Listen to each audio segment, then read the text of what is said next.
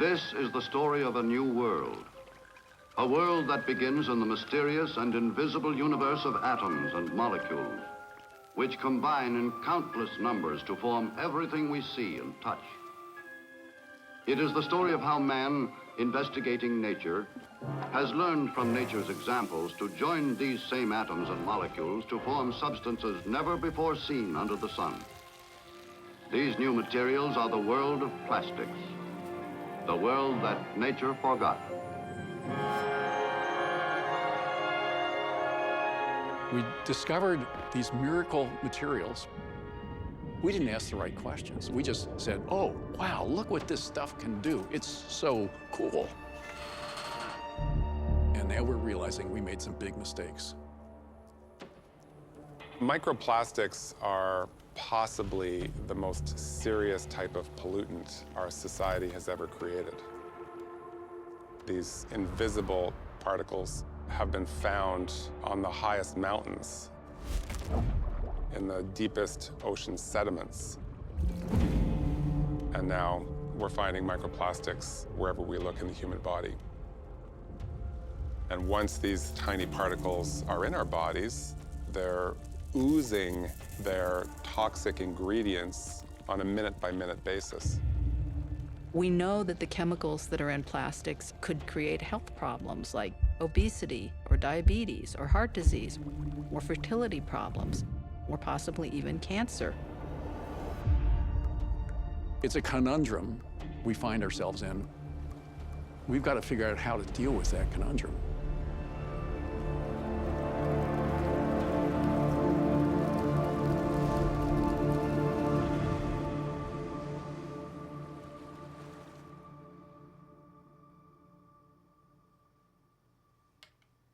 Every day, I start my day by putting plastic in my eyes. And it's crazy because I literally see the world through a plastic lens. I started investigating plastic about 15 years ago. That's when people started looking at the great garbage patch. And then we started noticing that it was impacting animals. One of the first things that we saw was the bird carcass. It was shocking. There was probably as much plastic in the bird as there were bones left in the bird.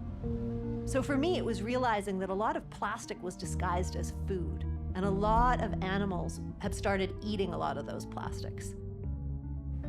But in fact, human beings have much more contact with plastics than your average animal will. I think about brushing my teeth with plastic bristles. They're in the dust, so we're actually breathing microplastics.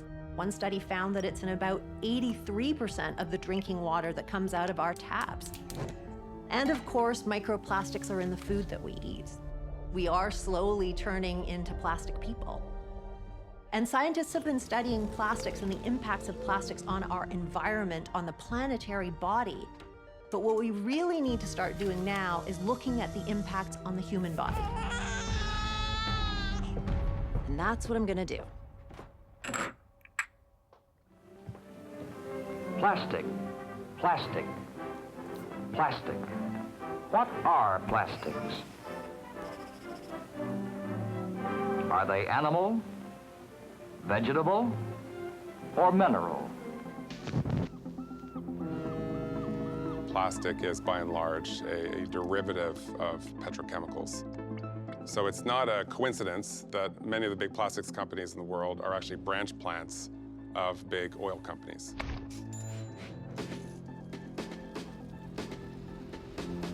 We pump the oil out of the ground. We crack that oil into different types of chemicals. Those chemicals are polymerized so that those molecules are connected to create different types of plastic. That whole process creates its own pollution, including climate warming gases. Those many types of plastics are made into different products, are shipped worldwide.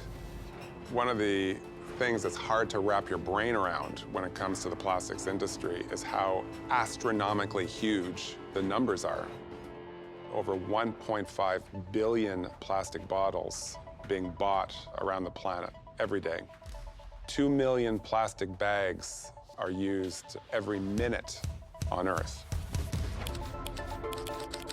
The end result of this is about 400 million tons of plastics that are created every year. Almost half of all plastic produced goes into single-use items. Today, even the biggest oil companies in the world are admitting that we're going to be using less oil in the years ahead. And if you can't burn oil in cars, if that market is disappearing over the next few decades, what are you going to do with that product? Well, increasing the plasticization of the human life is where their oil is going to go. Plastic companies are talking about tripling plastic use and production over the next couple of decades. So it's a double whammy. There's a product that is contributing to the global warming problem and creating this toxic exposure problem.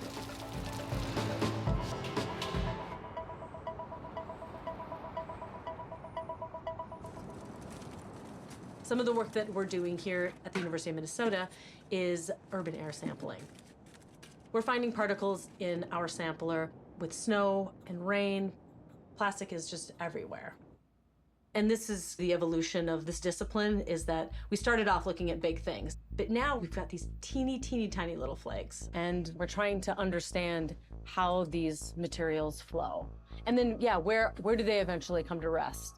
And if they do, how long? I mean, you look at something like a plastic bag, a cereal bag, and when you look really closely at it under an electron microscope, you can suddenly see like all these little particles that are just about ready to shed. That's a little bit of the rolled up adhesive. Yeah, imagine having that for breakfast.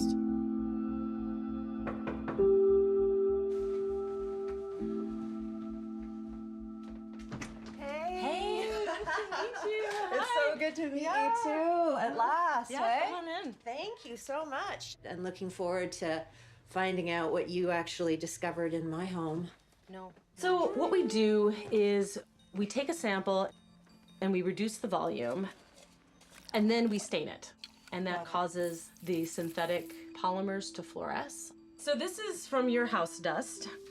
Some of these are fluorescing. They're pretty easy to spot, yeah. And so those are very likely synthetic polymers. And this is just a speck of dust. I know. So if this is from one speck, How much I is in can't the even house? begin to imagine how much is in the house. Right, right. I'm fortunate that I've been able to kind of test some things just for fun. This is some dried mucus from the nose of a small person that I happen to live with. And This is a booger. yes, yes, yeah.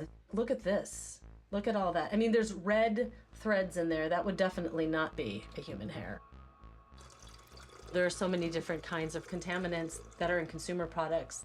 We just assume that they've all been completely tested and that they're completely safe. And we bring them into our homes and we live alongside them. And we think that they're doing us absolutely no harm when that isn't necessarily the case. There's so little transparency. This is plastic. Yeah, it's a dollhouse. We are conducting an experiment and the entire population is involved. We can try and kind of safeguard our home, but it's a global commons issue. It's everywhere. You go out into the world and you're going to be exposed to it.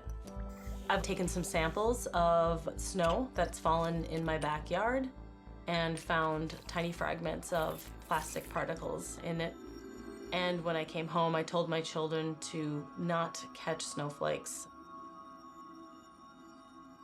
It's hard to wrap your head around, but virtually every molecule of plastic ever created still exists somewhere on Earth in some stage of degradation, because this stuff never disappears. It just goes from being larger pieces of litter to tinier and tinier particles that become microscopic. Definition is just a piece of plastic less than 5 millimeters in size, so a pencil eraser and smaller. Somebody buys the bottle is used for a few minutes, the bottle's discarded. Once it's in the environment, is broken down by sunlight, by the action of waves, by the passing of time. It starts to degrade into these tiny particles that are so light And they come down in the rain, they accumulate in our food, and we're absorbing them into our own bodies. One of the largest sources of microplastics into the environment is mismanaged waste. Aside from large items breaking into smaller items, one of the most common sources is paint from buildings and boats, tire dust from cars, bikes, planes. As we wear clothing that's increasingly plastic, those fibers shed, go down the drain, wind up in the local lakes and rivers, and those fibers are a big source of microplastics as well. There are estimates that suggest that anywhere from 10 to 20 million metric tons of plastic are leaving our land and going out into the ocean each year. Now, some of that will stay on the surface and float and travel quite far. Some of it, as it breaks down into smaller and smaller pieces, can go up into the atmosphere and travel globally that way. Some of it will sink to the bottom. It is eaten by almost every level of the food chain. And now we're starting to understand that microbes colonize it. And so in and of itself becomes this habitat. So it's atmospheric currents, global dust cycles, the water cycle, the carbon cycle. It's sort of become part of these planetary cycles.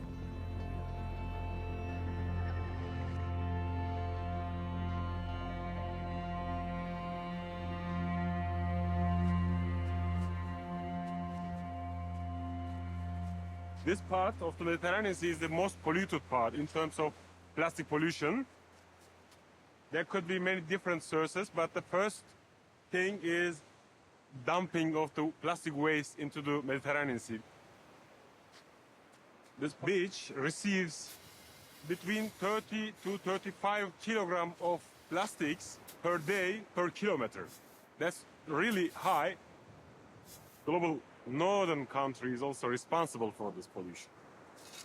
Those countries has clean environment, exporting plastic waste to countries like Turkey, Malaysia, Indonesia, Philippines, Vietnam. We call it waste colonialism.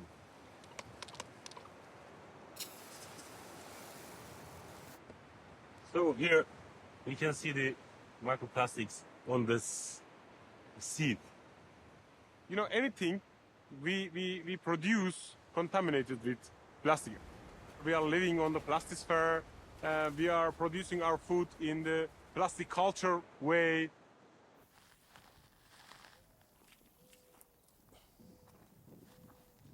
This is the starting point of the entrance in the involvement of plastic inside the food chain. So, as you see, there are one layer just covered soil. Under this sheet, there is another plastic here. This is for irrigation. They use single-use pipe, as we see here. This is from last year, shredded because of the tractor. The idea is making harvesting time shorter. The cost of removal is really high. So that's why they are just living in the field, because no one cares. There is no rules for this. There is no legislation. This is soil or plastic? Plastic soil. There is no way to clean this microplastics from environments. The world does not deserve single-use application, because the world is not single-use.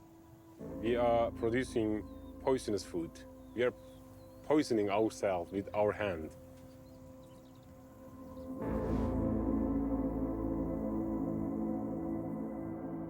Okay, so I'm just getting ready to go to Rochester because they want some samples to test the microplastics in my body.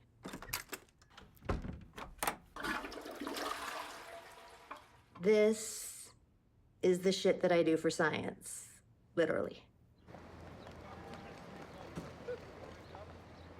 I sent fecal samples to you guys to test for microplastics, and with bated breath, I've been sort of wondering what the results were.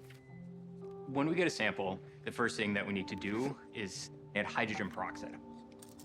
Hydrogen peroxide is going to eat away at the organics and leave the plastics. So once we get those off, we get them onto filters so that we can look at them under optical microscope to look for in fragments and fibers and foams. So we take it from there and use an IR microscope to positively identify what is the chemical makeup of the compounds. What we're looking at is the optical microscope right now. So you can see this grid, Right. and so this grid is 3 millimeters in size. So we get over here in the corner, this blackish, bluish type of fiber. A fiber as well, another one. Coming to here, and we can see this very small fragment. So we're talking about in the order of tens of microns. It came up with a very clear fit to being the polypropylene. So disposable masks. Candy wrappers, salad bags. Polypropylene tends to be the more crinkly stuff.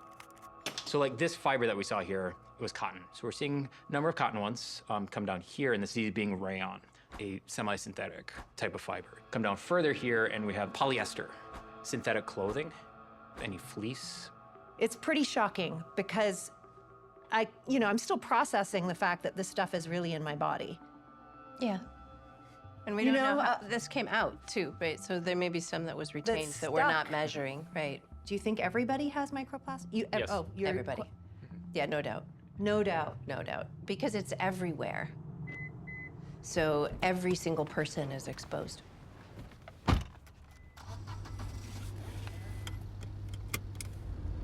Right now, I'm going in for a mammogram and also going in for an ultrasound. There's quite a bit of cancer in my family, unfortunately. 3 of my mom's sisters have had cancer. My dad's brother had cancer. My dad is currently getting tested for cancer, and I get tested every year because I'm in the high-risk category.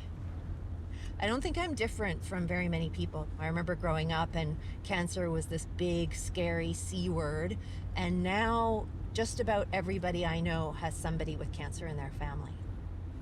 We don't actually know the exact causes. It could be so many different things. It could be the pollutants in the air. It could be the meat that people are eating. It could be the plastics. There are tens of thousands of chemicals in commerce, many of which are used to make plastics. And virtually none of these chemicals have been tested for safety.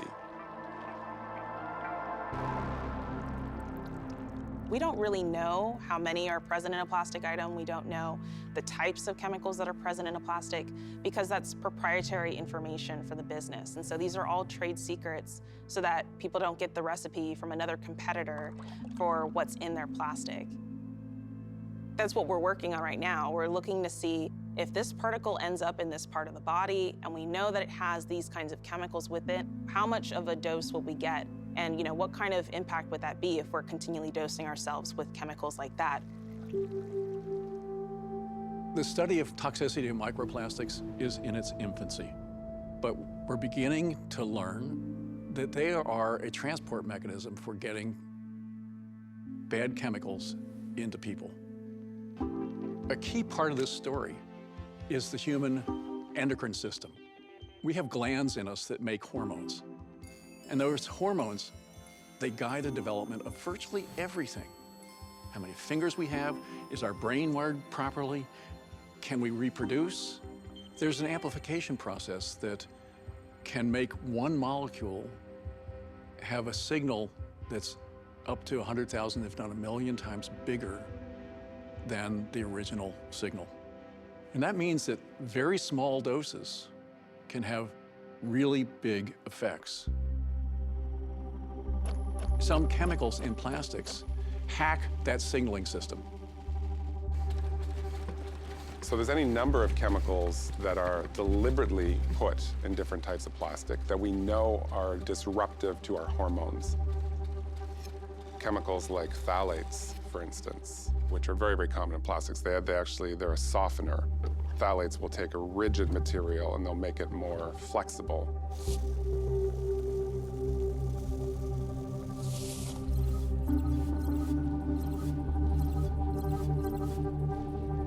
BPA is a very well-known chemical now, still very common.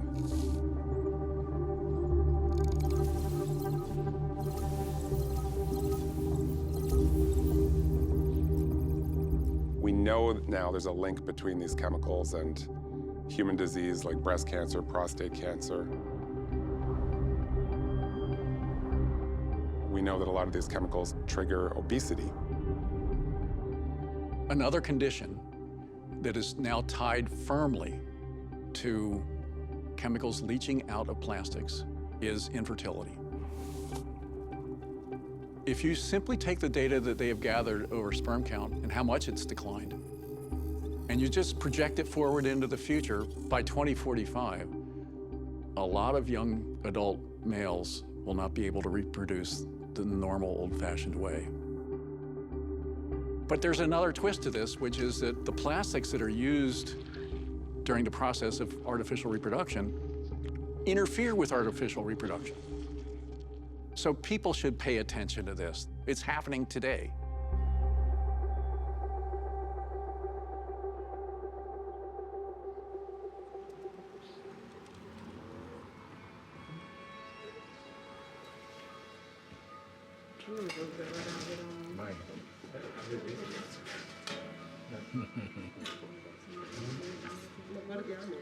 Guardiamo quanto poi, sì, ma però non ne fare, come sarà l'aspiratore, insomma, però non ne fare, per partire dopo. Bellino, bellino. 25. Auguri, Auguri. È bello, È bellissimo, Alen? C'è un sacco di capelli. Benvenuto, Alen. È carino.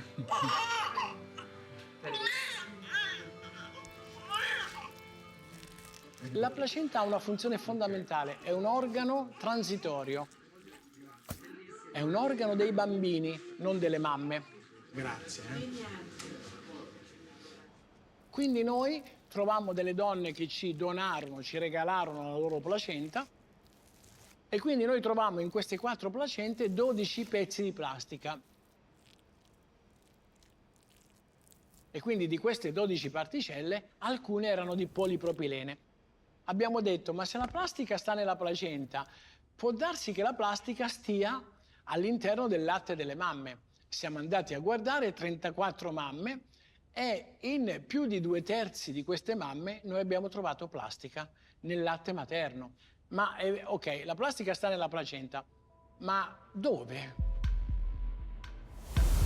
E hanno scoperto che le plastiche stanno dentro le cellule. Cioè la cellula, che è la costituente fondamentale della vita, è a sua volta costituita da tanti pezzi più piccoli. Noi abbiamo scoperto che quando la microplastica sta dentro questi pezzi più piccoli, vicino, li distrugge.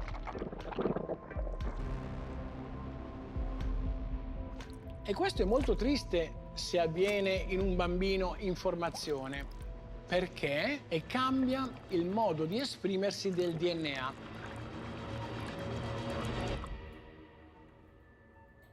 Il problema non è la plastica è uno strumento straordinario, utilissimo.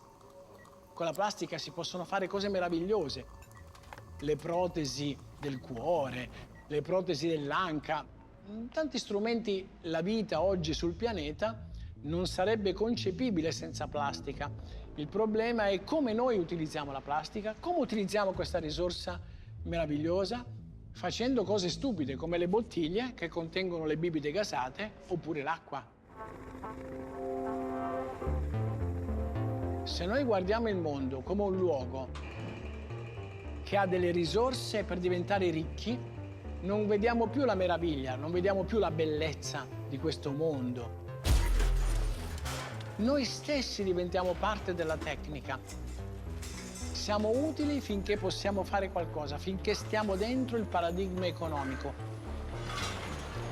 Cioè di cambiare il nostro modo di vedere il mondo. Cioè, quando la Coca-Cola, che hanno miliardi e miliardi e miliardi di dollari di prodotto e sanno cosa stanno facendo, perché loro sanno la verità, distruggono il mondo di tanti, di tutti noi, per gli interessi di pochi, noi dobbiamo ribellarci. L'obiettivo dei nostri studi è la ribellione, ribellarsi.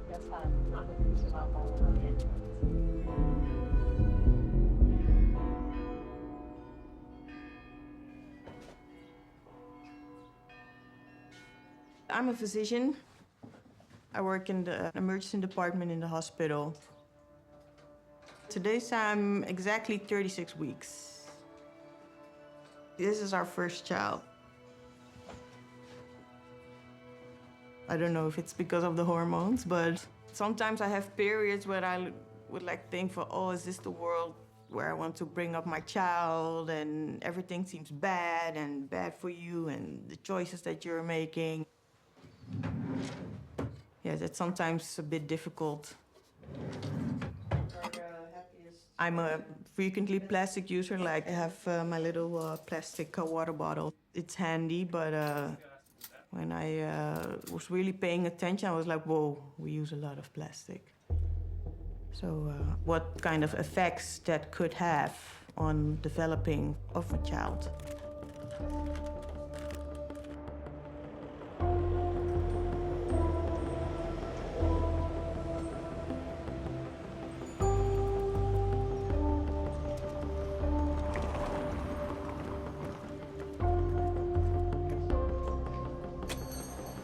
So good to meet you. At You too. last. Welcome to Holland. Thank you. So you got to tell me, how does a pediatrician start studying microplastics? As pediatricians, we're used to treating illnesses in children, but we also train to prevent illness because prevention is always better than cure. Right. And about 25 years ago, we started doing research on dioxins, for instance, that are formed with the incineration of plastics. And dioxins can have an effect on basically development of all sorts of organ systems in your body, with your brain, your teeth, your lungs.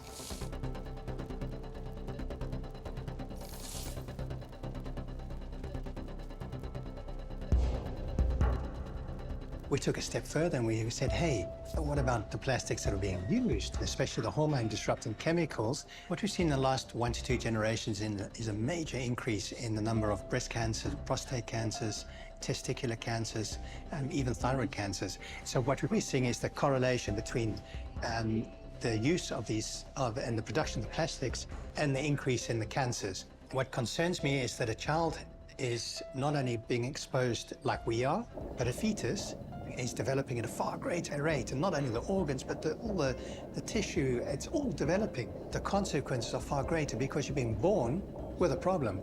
These babies are being born pre-polluted in a sense. Yes, we are a product of our environment. Hi. Welcome. Thank you. It's good to see you again. Good to see you. I think it's very important to realize that you can't do anything about the fact that there are plastics in your body. That's the society we live in. Yeah, it's very difficult because I don't even know where to start. Yeah, you do the best you can to live healthily, to nurture your baby, and more than that you can't do. And I think the next question is probably, you know, what are the effects of that on the health and development of the child, or the fetus and the child? And I think that's a very pertinent question also, and it's a question we don't have an answer to yet.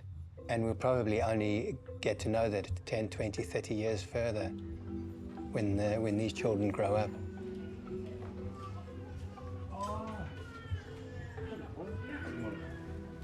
That's unfortunately the history of chemical exposures in people. It's always reactive. A lot of these effects we'll only see many years later. Boys that are born today will only know if they have fertility problems when they start to have kids. Are we willing to risk a generation to see if it's there or not? I think that's playing with fire.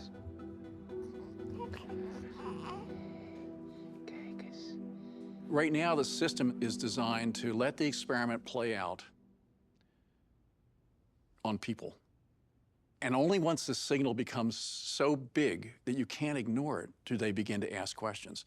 That's wrong. We need to ask questions before something becomes so valuable to the chemical industry that they'll do anything they can to defend it. And they will do close to anything to defend one of their billion-dollar products. At the Nylon Trade Fair, you can be sure there is something to suit all tastes. On show for the first time at the fair are nylon carpets and rugs. Make the word nylon plural, and even the dumbest of blondes will know what you mean.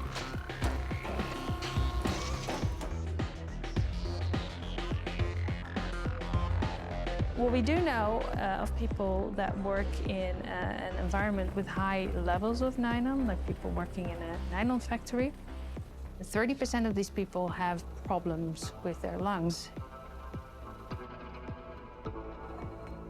So that's why we took this model of living mini lungs. And when you put these cells, lung cells, into a culture dish, we could see what would happen if there are microplastics present. Yeah, that's the control.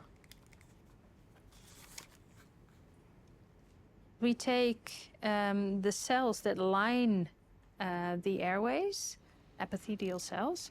We take these from a human. Wow. Oh, nice. Quite big ones. Yeah. Yeah. They're huge. Yeah. Okay, so these big bubbles, those are structures that we call airways. So these are pretty. There's no other word for it. They're just nice. And these are actually alive, right? It's not a piece of tissue that you cut and then put under a microscope. These are still living. They're still, well, they're not, they don't have a heart, and there's not a beating heart, but they're cells. They're trying to form a structure. We also have nylon 6.6 particles. Oh, wow. It looks really different. Yeah, but there's absolutely nothing here.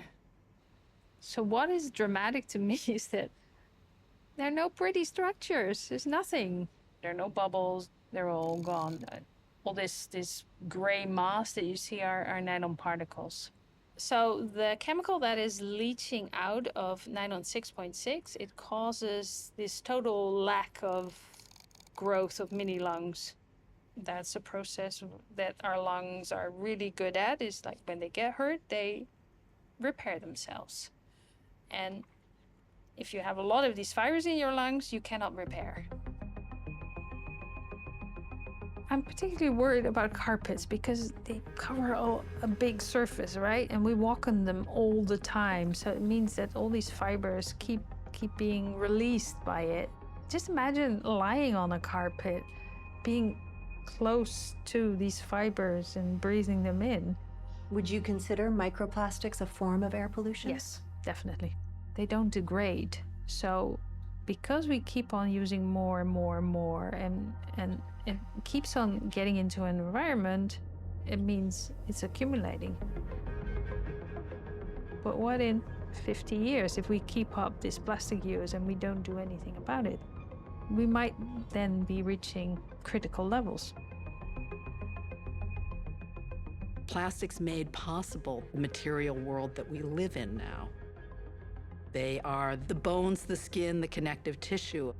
With the arrival of synthetic plastics, we suddenly were able to sort of transcend what nature has been giving us for thousands of years. This compregnated slab is strong enough to bear the weight of a 4-ton elephant. Believe it or not. And we transcended that basic problem that natural resources have limited supplies. One of the ones that was a major cause of concern was ivory. In this London warehouse, where tusks have been coming in since the days of Charles II, the latest consignments are cut up for the first stage of their transformation into ivory-backed brushes, mirrors, and combs. Ivory was used for all sorts of things, for buttons, for decorative items, piano keys, and for billiards. John Wesley Hyatt, an amateur inventor, came up with this material he called celluloid. It was malleable, it was moldable, it was mass-producible. It kind of leveled the playing field for consumption. The next big move was Bakelite, the first real synthetic molecule. And it's a great electrical insulator. It was the early 20th century, and all across the country, people are laying down electrical wire, and they need insulation for that wire. And Bakelite becomes this very successful plastic. It goes into industrial uses. It goes into consumer products. Because it was machinable, because it was mass producible, you could use it to make all sorts of cool, curvy shapes. It was the machine-age plastic, automobile-age plastic. In the 20s and 30s, you had the rise of the petrochemical industry. Petroleum companies and chemical companies were aligning and wanting to figure out something to do with the waste products of processing of their products. That became the groundwork for the modern plastics industry and the invention of most of the big plastics that we know today. Companies like Dow or Mobil or DuPont had teams of industrial chemists who were just noodling around with chemicals, trying to figure out cool stuff that they could do, coming up with materials for which there was no immediate need or demand, except for nylons, which people have been looking for a long time. People wanted a substitute for silk stockings because they were expensive and they didn't last very long. It was indeed lucky for us that the men of plastics had labored so long and well, for suddenly we found ourselves at war. Come World War II, the military turns to that nascent industry. Faced with a critical metal shortage and unprecedented production demands, armament manufacturers immediately turned to plastics for assistance. And the kingdom of plastics responded with remarkable speed and ingenuity. Now, instead of nylons, they turn all their production over to making parachutes. Acrylic was being used to make bomb turrets. So during the war, plastics production rose on the order of 300% to 400%. The war ends, you have an industry that has vastly ramped up production capacity, and you have a consuming public that is suddenly flush with money. There's a lot of money being pumped into the economy. Bring these two trends together, and one of the results is you just get this explosion of plastic stuff.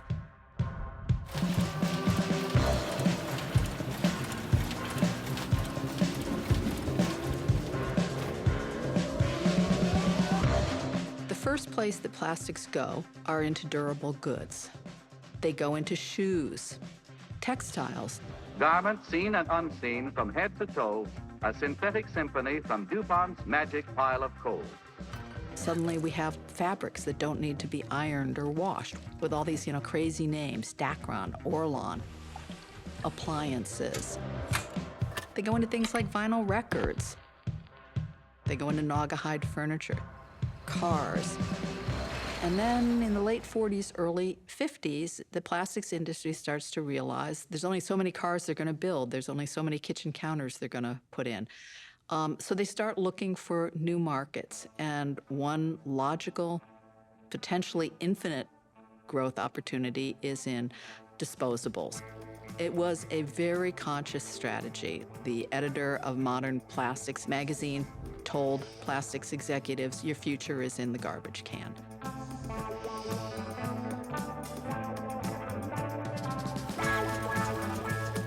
So you get all of this packaging that's being developed because the industry is getting better at processing this stuff and getting better at figuring out how to make it.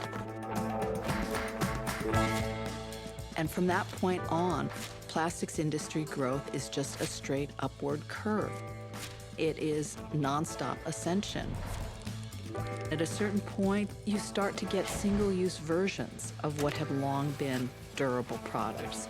It was a hard sell at first. We haven't had the luxury of being able to throw away a lot of stuff. When the first coffee vending machines came out, people actually tended to reuse the plastic cups, so they had to be taught that there is virtue and convenience in throwing away.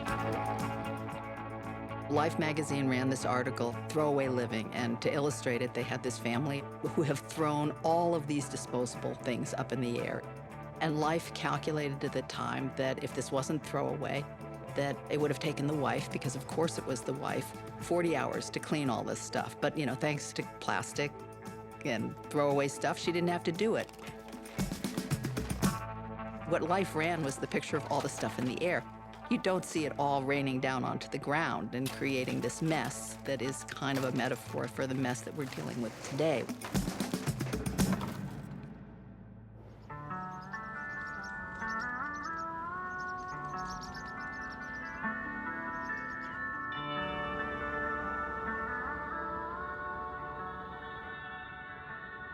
I come from 4 generations of fisher people.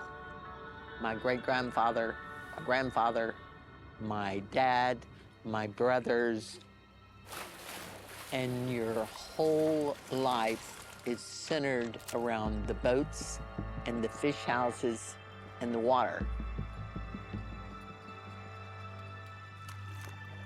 I have a strong connection to the water. Water is alive, it's real, and it's like family. The chemical plants started coming in around late 1940s, and now there are 10 chemical plants, nylon plants, fertilizer plants, and they all dump, on the average, 5 million gallons of toxic waste a day. Formosa Plastics manufactures plastic pellets and powder, and for 27 years, Formosa has discharged right into this body of water.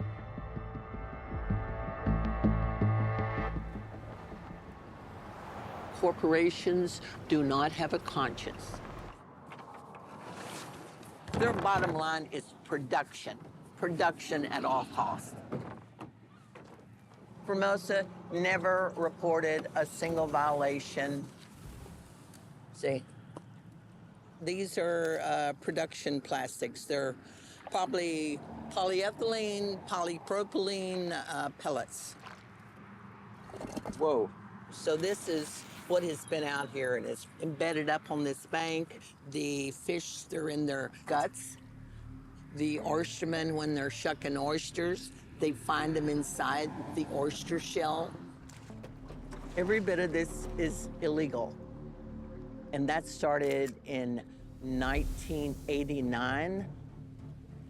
I was 40 years old. I was running a fish house. Formosa, they had managed to start discharging without a permit. And up in the bay, there was some sort of mutation going on with black drum. The whole side of the drum was rotting out, and their intestines were showing it. When you're at the fish house and you have fishermen who come and want to get ice, and they said the alligators are rolling. They're at the surface and they're just rolling in the water. And then you have shrimpers who bring you shrimp and it looks like they've been stuffed with cotton. And then you start see where they can't even go out and make a living anymore. So all their boats are tied up. And then the fish houses, they shut down. They destroyed the community here. The community is no longer. You talk to any shrimper and it's like, my kid is not going to do this.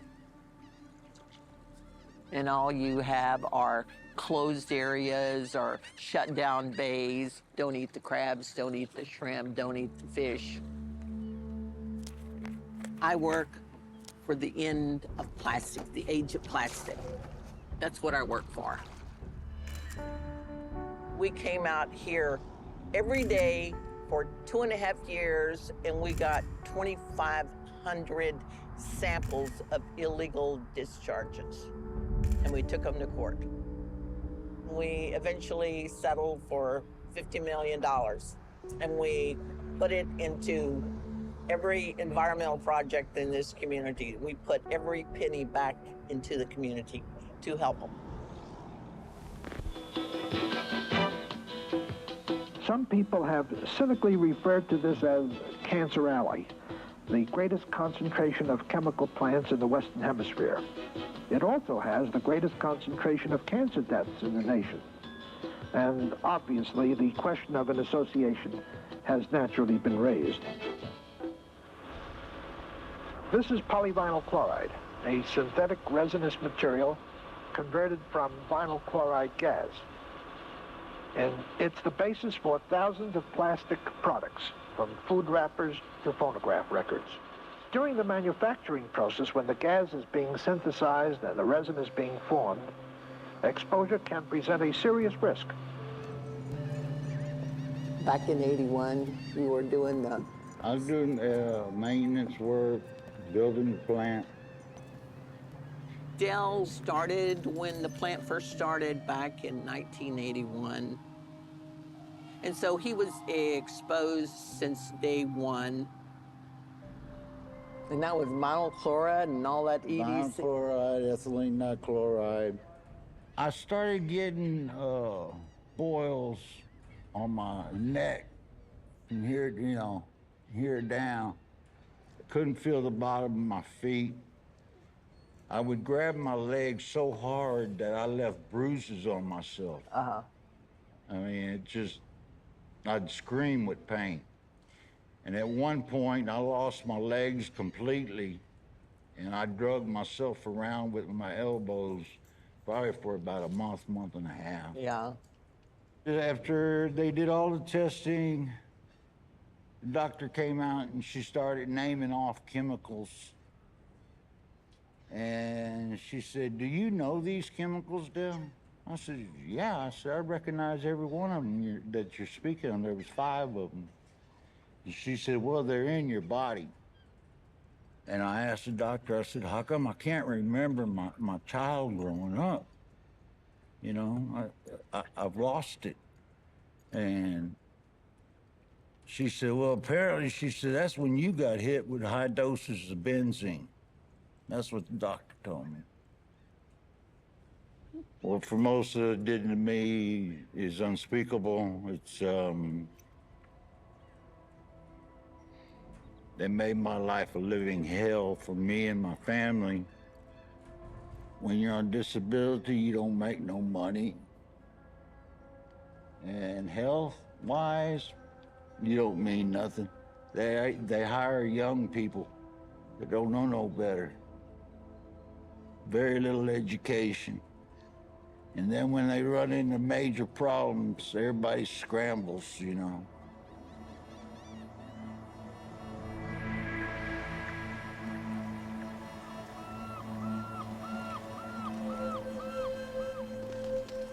Hello. Do you want to just take a seat for us, please? For sure. Take the car, pick it off.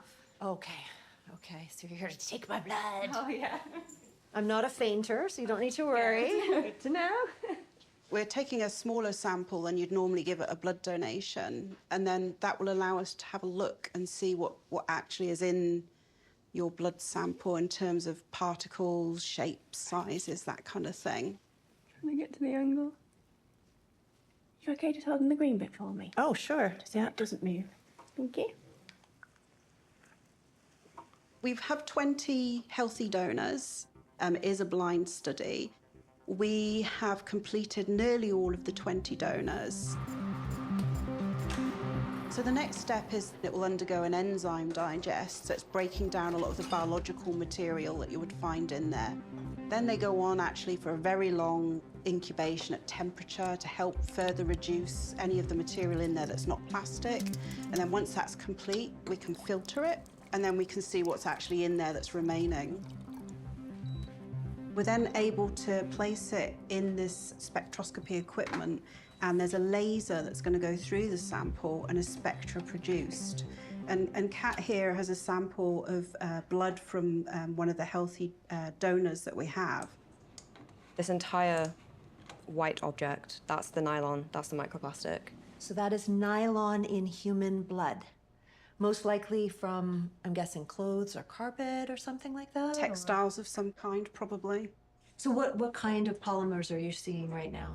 The nylon that we've seen today, polystyrene, polyethylene, polypropylene, polyethylene terephthalate, and then quite a lot of additives as well. So we have been finding some chemicals such as phthalates. This entire thing here, all of this brown, is the phthalate. So, for example, the non-stick that's added to your frying pans. You've found that as well? Yeah, PTFE, the Forever Chemical, PFAS. And so what are you finding on average? In every sample, we found microplastics. It ranges from maybe 1 or 2 to like 11, 12, 13. So that's quite 11 a lot. microplastics in a quarter of the sample, and you're only taking 10 milliliters. That's a lot. That's a pretty big plastic burden. I guess it's inevitable these days. Microplastics as a contaminant type are very different to other types of contaminants. There's not just the physical side of their presence, which is one issue, and there's potential to trigger inflammation type responses. There's also the chemical and the leachate issue as well. Both the plastics and the additives can be genotoxic, so they can, for example, they can change the DNA, they can be epigenetic, causing higher vulnerability to cancer development later in life or even the next generation. But in general, the particle toxicity can cause low-grade inflammatory responses. In fact, we know that chronic inflammation is one of the biggest killers because it's a prelude to many chronic diseases. It's worrying, it's alarming, because if it's in the blood, that means, it can be transported to any other organ or tissue, from your bone marrow to your brain. You would think that as we know this, that we would start making less plastic, but no. Plastics production continues to rise. Part of that is the advent of fracking, this technology that has suddenly released all of this natural gas. There's an oversupply, and that incentivizes making more plastic.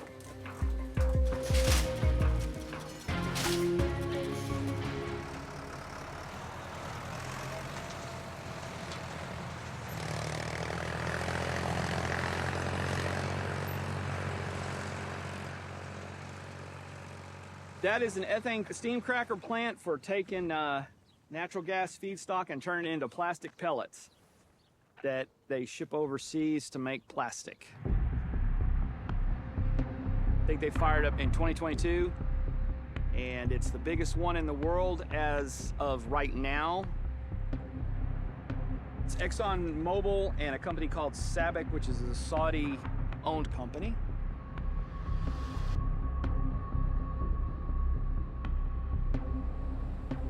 It's a mile from our high school. It's a half mile from my house. 3 nights ago, it shook so bad that you could feel the house and pictures on the wall were vibrating. At certain times of the night, when they're in full production, you can come out here and read the newspaper. They've got ground flares. Those just roar like crazy. It's phenomenal as a layperson to read what their permitting was. The tons, thousands of tons of pollution that they're going to let into the air every year. Cancer is a real deal, and a lot of these things that they're releasing are known carcinogens. One of the products that they release in small amounts is benzene.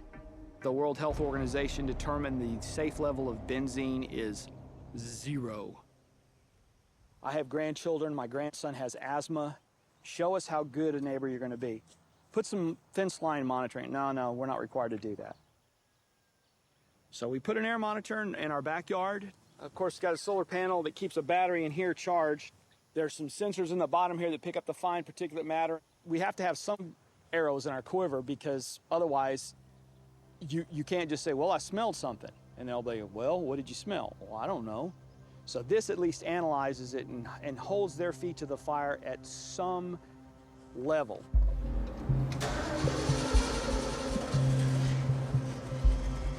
I love capitalism because obviously we all have to have money, but I think there should be a balance. People say, well, it's growth, it's growth, it's growth. Growth is not always a good thing. There's a lot of things that grow that aren't good. You know, mildew, cancer, tumors. I use plastic. You can't help but use plastic. But do we really need more?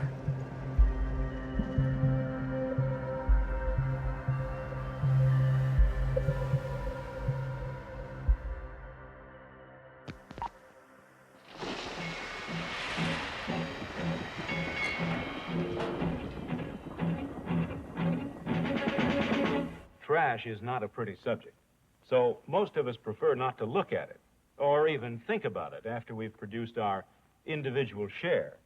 Ask most people how to get rid of it, and they'll have an easy answer. Throw it away. In the 70s, there starts to be a concern that landfills are filling up and that plastic is a significant contributor to that problem. There's also growing awareness that plastic is getting out into the environment. One material we can't do much with is plastic. It doesn't recycle easily. In landfill, plastic bottles remain intact for decades, contributing unwanted bulk to the layers of the earth garbage sandwich. Plastic litter is a deadly insult to the landscape since it does not disintegrate. And so legislators are introducing bills to try to ban certain kinds of plastic packaging, like the styrofoam clamshells that used to be used for fast food. And in response, the plastic industry starts pushing the idea of recycling. They're just one of several companies joining America's recycling craze. Some, it seems, to improve their image. They also helped create the famous Chasing Arrows logo that you will now see on the bottom of all sorts of plastic packaging that identifies it as one of 7 types of plastic, and that leads people to believe that this thing is recyclable, although in fact, most plastic is not. You know, less than 10% of plastic worldwide ever gets recycled. Most of it either ends up in landfill or it ends up out in the environment. The plastics industry used communication tools to make us think it worked. They were brainwashing us into thinking that recycling was sufficient. And they knew it. They knew it wasn't enough to work. The costs of the types of solutions that they're proposing are too expensive to do at scale. There's too much plastic. It is predicated on constant growth. It is endlessly adaptable. Whatever our current needs are, you will find a plastic solution to that. Plastic is like the embodiment of capitalism. Remember The Graduate, plastic. I just want to say one word to you. Just one word. Yes, sir. Are you listening? Yes, I am. Plastics. Exactly how do you mean? There's a great future in plastics. Plastic changed a lot of the ways that we live. It has enabled all sorts of fast industries, fast food, fast building, fast fashion. It gets widely used because it's cheap. It's allowed a kind of material abundance, health, cleanliness that is unprecedented.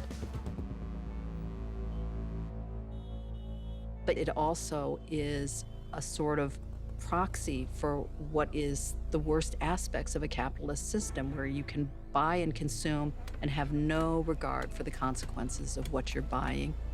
You can discard something and not think about the consequences of where it goes. If it ends up at a waste dump with people picking through, trying to sort out usable bits, we don't have to think about that.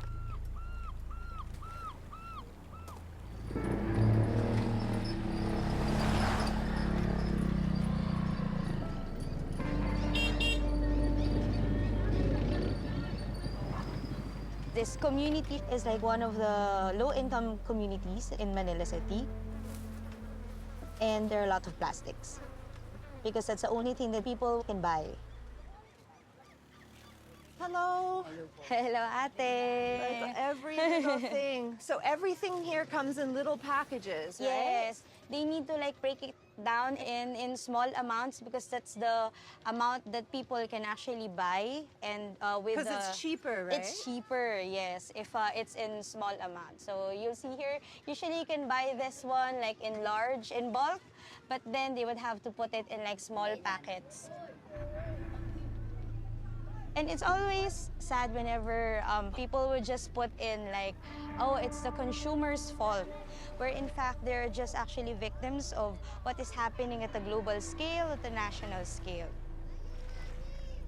It's a very difficult situation for the country because we don't have the capacity and we have limited recycling facilities. We can't even manage the waste that we're already generating in the country, so we can't really accommodate waste coming from other countries.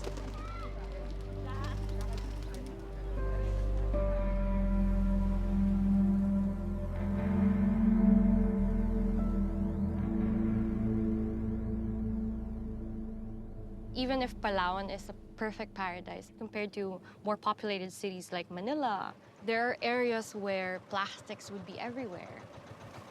What kind of plastics are you finding in this area? They're usually the single-use plastics, the ones that are easy to use and then just throw away after. And they break down in the sun. Yes. And that's why we're trying to look at how much plastics are in here in the water surface. And let's see what we got from the net now. Well, I've never gone fishing for microplastics. Okay. I'm gonna get a glass jar. There you go. Okay. What we do with the water sample is we send it to a lab. Okay. And then we try to identify what types of plastic or if they are really plastics. But based on their characteristics, they're floating, they're translucent. Visually, those are what you expect to see if microplastics get concentrated in this net. That's so brutal. Yeah, these are the ones that the fish eat too. These are mussels that we bought from the local market site. Oh, there's plastic. It looks like a shedding of polyethylene bag. When you digest the tissue of this mussel, you see microplastics float out and see the blue fragment there? Oh, that's goodness. plastic. So the average mussel contains how much microplastic? Roughly about 1 to 3 particles of microplastics. And we've been seeing that shellfish that ingest microplastics, they have reduced growth rates, so they don't grow big, and then they also don't settle that nicely in the settlement areas. There's only one health. There's only one health. It's not only the health of us, people, the health of the animals, of the environment, the plants. And that means, that if one of these components is affected by microplastics, like in this case, the ocean, it has also an effect on the health of humans.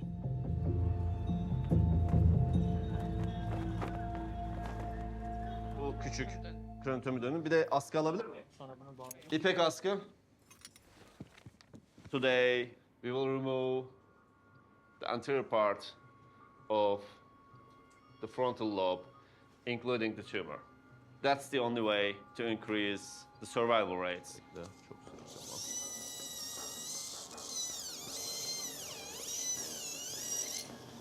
Okay, so here is the lesion, and these parts are the brain tissue, which still has normal blood-brain barrier. The blood-brain barrier is a kind of evolutionary barrier which is protecting the brain and our neurons from any kind of substance which is already in the blood, because neurons should work under very ideal conditions. If those conditions are disrupted, then basically neurons stops working.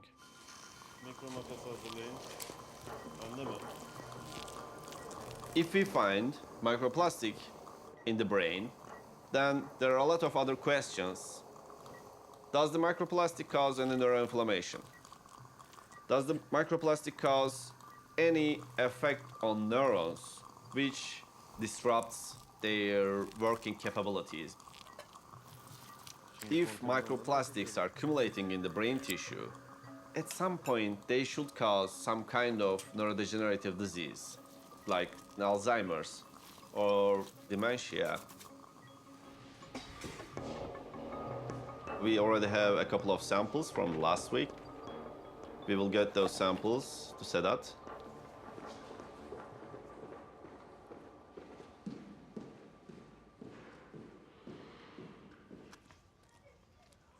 Hi, Zaya. How are Long you? last. Good to finally meet you. Yeah. Good to see you. So, if you find microplastics in the brain, are you going to be scared? Yes, because if microplastic can transfer from blood to brain, it means can transfer from everywhere to everywhere. So there is no barrier, there is no limitation for plastic. Is there the potential of it staying in the brain? Yeah, there is no other way. You know, it will accumulate there, because the end point of the human body, there is no other places to go. The brain is kind of pure environment. You know, the plastics are not native for the brain, so it will definitely make some change in the brain. We lost our connection with the nature, so we are living in synthetic world, and mostly made from plastic, made from oil and gas. The current situation with those amount of plastic that we generate as a waste and as a pollutant makes us Homo plasticus. It's not a Homo sapiens anymore.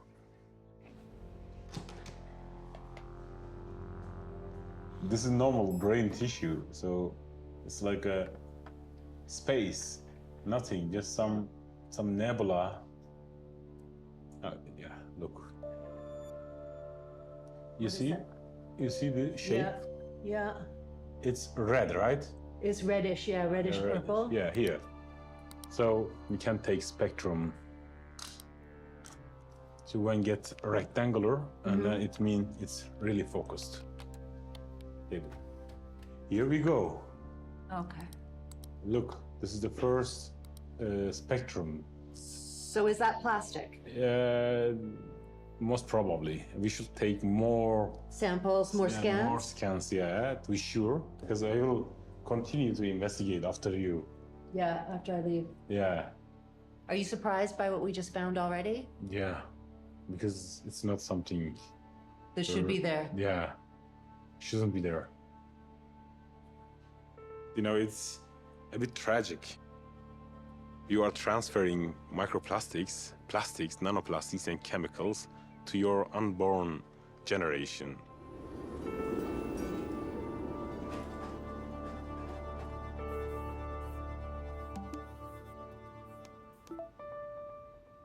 Sedat, good to see you again.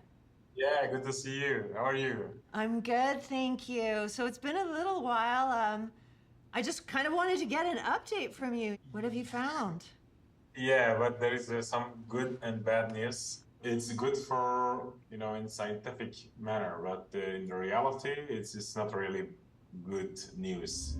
In the tumor brain tissues that we analyzed, we found 6 particles. 2 of them are blue pigments.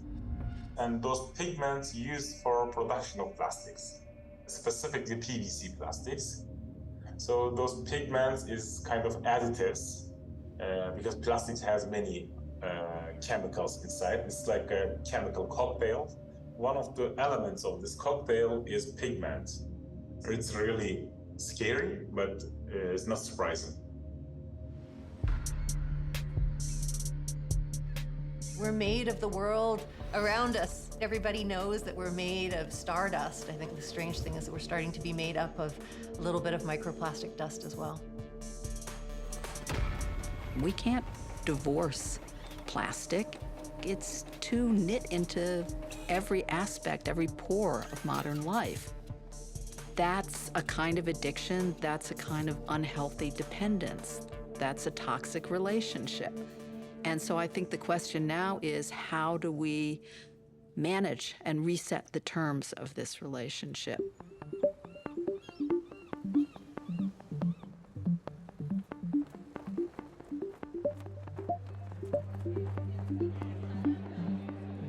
Right now, there's nothing legally binding at any level, not national, not regional, not international, that requires producers to actually disclose how much plastic is being produced. They don't offer any kind of transparency. We don't know if these materials are safe. We don't know how many of them there are. We don't know where they're being traded. So countries all around the world, but led by Rwanda and Peru, initiated this discussion to say we need something that addresses the full life cycle of plastics, from production all the way through to design, use, and end of life, and also leakage into the environment. Rwanda, with beating plastic pollution, has come a long way. Plastic pollution was heading to a very bad situation, and the government of Rwanda decided they were going to do away with plastic carry bags in 2004. By 2008, we had our very first law against polythene bags. We saw a tremendous change. We saw cleanliness all of a sudden. We saw clogging of water channels stopping because plastics naturally clog the waterways. But we also saw development of businesses that brought to the market alternatives to plastic carry bags. So the dependence was broken slowly, gradually, but consistently. But other single-use plastic items now showed up on the market. Plastic straws, disposable cups, plates, cutlery, and changing the market to alternatives of plastics with such a small population is not possible. You need some critical mass of countries that are banning the use of single-use plastics to attract research, to attract the industry. This is when Rwanda thought it was necessary to engage with other countries to discuss this at a global arena. Plastic production has far surpassed sustainable levels. The quantities being produced today and projected in the future are simply unmanageable. The language we are using here is restrain and reduce the primary polymers. And this is no easy job, but we have to rise to the task.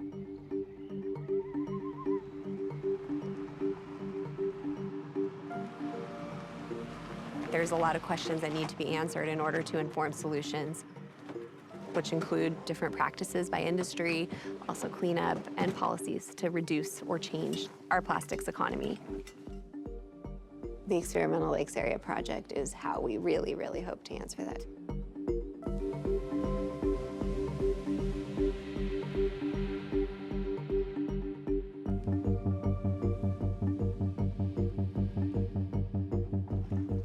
This is the first of its kind microplastic experiment, and it's a massive project.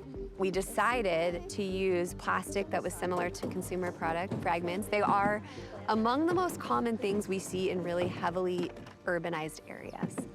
So it's polyethylene, this is polystyrene, and this is PET, or polyethylene terephthalate. This is what they use to make water bottles. This is what they use to make like a Solo cup. And then this is actually what they use to make like a kayak. So we wet it, we release it underwater. Yep, we got plastic. And the purpose for that is it's meant to be in the lake, not flying up into the air. We'll do the addition for 3 years, and we'll continue to follow it as long as we have to. And so I hope that by doing this research, we can inform some of those solutions to actually remediate it, or to monitor it, or to prevent it from getting into our water.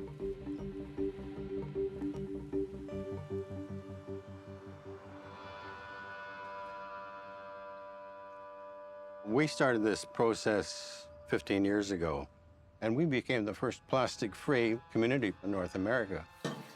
We started with a water bottle, and this little unit, which has 5,500 fills of water, and we translate that into 5,500 water bottles that weren't purchased.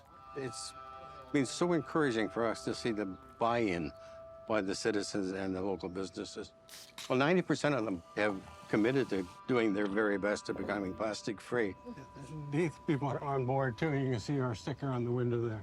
Plastic-free business. Yeah. And what we were able to do is to convince 142 community groups, not politicians, community groups, to get out there and do what we did. It's happening, and it's a groundswell. Today we're going to go to Hanson's. We've done this event in the past. We're going to bring in these reusable produce bags here. Last spring we handed over 300 bags, so that was really good. We're just handing out some free reusable produce bags. Oh, awesome. If you're interested, would you like to take one? Thank you. So they're to use instead of the single-use plastic bags currently in the produce department. Right on. I'll give you the medium one there. Thank you very much. Yeah, no worries. Have a good day. That's awesome. We're starting to get people to understand that it's a responsibility now. This isn't just an idea. This isn't just something that we can be doing. It's something that we should be doing. So you're one of the establishments here that has gone plastic free. Yes, we are. It was difficult to get supply. It was costly, but over the years it's gotten better and better. A lot more variety and different items we can use, and we're at about 90% plastic free, which for a takeout place is pretty good. There you go, Brussels sprouts tacos. Thank Enjoy. you so much. Plastic-free tacos, my Plastic favorite kind. Plastic-free tacos.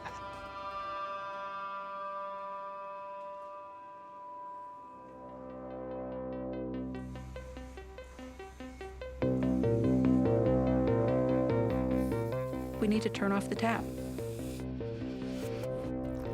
I think we need to dramatically reduce the amount of virgin plastic that gets produced. We need to redesign hazardous chemicals in ways that reduce their toxicity. We know enough now to do that. Knowledge is power, and that having literacy or understanding of an issue allows us to act upon it. We didn't get here overnight. We got here kind of one piece at a time, and we can sort of turn back the clock one piece at a time. We know that our society can solve pollution problems. Our grandparents were exposed to pollutants that don't exist anymore because the human health effects became clear. Those chemicals were then banned, and the population was healthier as a result. We know what the problem is, not rocket science. So we need to get on with solving that problem in the same way that previous generations solved their pollution problems.